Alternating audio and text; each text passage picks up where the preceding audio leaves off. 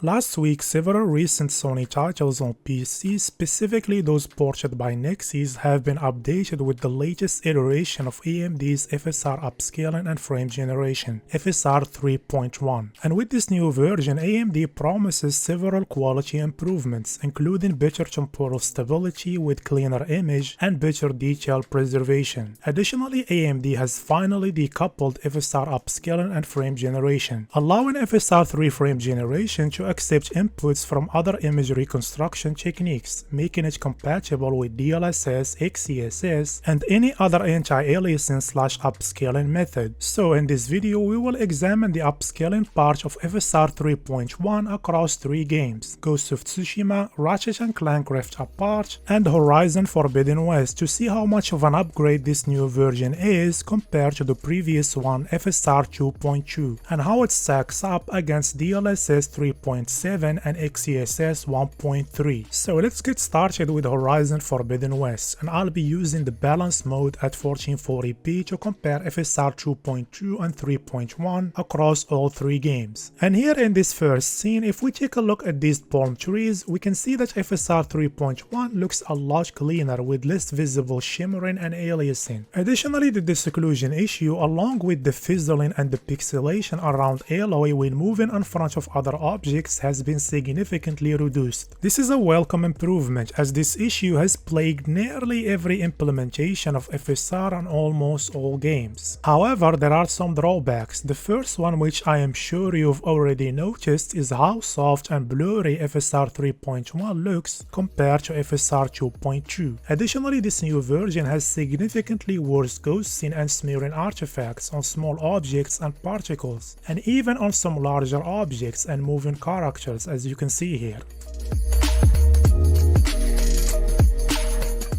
Now, in terms of performance, when I was comparing FSR 3.1 and 2.2, I noticed that the new version runs worse compared to the previous one. And to determine if this performance difference was due to FSR and not something else, I repeated the test using DLSS, and the results were similar, which means that this newest patch itself is the one to blame. And after some investigations, I discovered the reason behind this. Now, I'll digress a bit here, so stay with me. It seems like the visual impact of the shadow setting has been changed with this new patch. If you recall, shadow quality controlled hero lighting, which is an invisible light source casting on alloy to highlight the character. Previously, dropping the shadow quality setting to medium would disable this lighting. However, with this new patch, hero lighting remains visible even when shadow quality is set to medium or low. And because I was testing both FSR versions using medium shadows, I experienced lower performance with the new patch. And now if we compare FSR 2.2 and 3.1 using high shadows instead of medium, we get similar performance between the two versions. This means that FSR 3.1 does not cause any performance degradation or improvement in this game compared to FSR 2.2.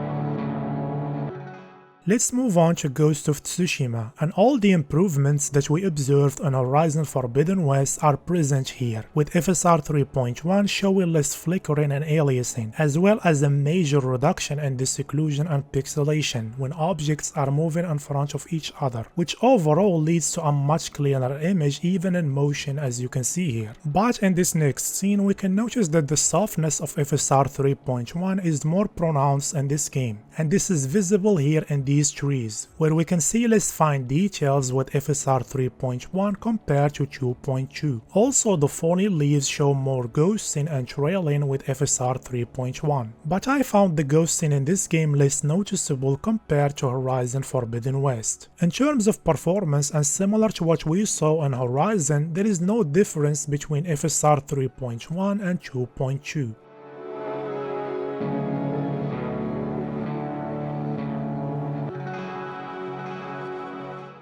Lastly, we have Ratchet and Clank Rift Apart, which has by far the worst implementation of FSR 3.1. Here at this scene, we can see that FSR 3.1 does a good job at cleaning up some parts of the image, like these moving distant buildings. But here, Ratchet and the confetti on the ground appear much noisier with FSR 3.1. Additionally, while the disocclusion issue and the pixelation around moving objects are reduced, the improvement is not as significant as in Ghost of Tsushima or Horizon Forbidden West. And at this scene, we can see that the amount of excessive ghosting and smearing is almost identical between FSR 2.2 and 3.1. And similar to the previous two games, FSR 3.1 has no noticeable impact on the performance.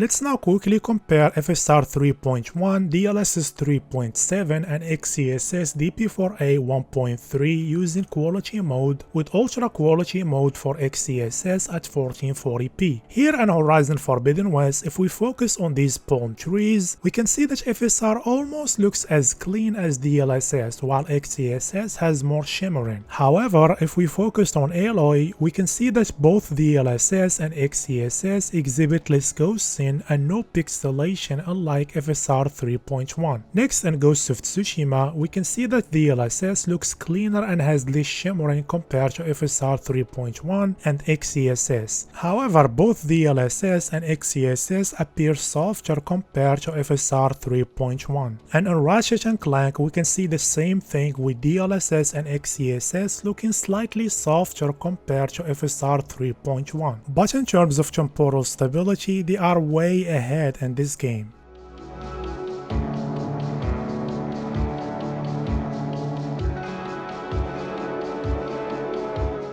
So overall, I have mixed feelings about FSR 3.1. On one hand, the improvements brought by this new version are very welcome, particularly the enhanced temporal stability and the reduced pixelation and fizzling around moving objects. But these improvements seem to have come at a cost of more ghosting and an overall softer image, which is surprising given AMD's claim of enhanced ghosting reduction with FSR 3.1. And if I had to guess, I think one of the methods AMD has used to improve the temporal stability of FSR is by utilizing more temporal samples and increasing the amount of accumulated frames for FSR's anti-aliasing, which might explain some of the side effects like the ghosting and the blurriness of FSR 3.1. But overall, it's nice to see that FSR upscaling is improving because unlike DLSS, FSR is a hand-tuned algorithm that doesn't rely on any proprietary hardware and runs on almost all GPUs. And I hope AMD continues to refine this technology to bring better image quality to older and non-RTX GPUs. And with that, we arrive at the end of this video. Thank you so much for watching and for your time. If you enjoyed the video, leave a like, and if not, leave a dislike. Don't forget to subscribe and hit the notification bell for future videos, and hopefully I'll see you all in the next one.